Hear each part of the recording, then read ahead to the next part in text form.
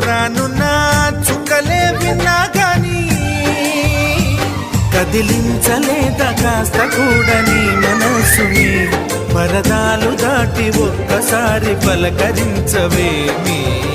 అందరినీ ఇలా వెంటపడి అడగాల సరదాగా నువ్వే ఎదురైతే సరిపోదా నిద్రపోతున్న రాత్రి నడిగా ఇంటికి చేరిన గువ్వల నడిగా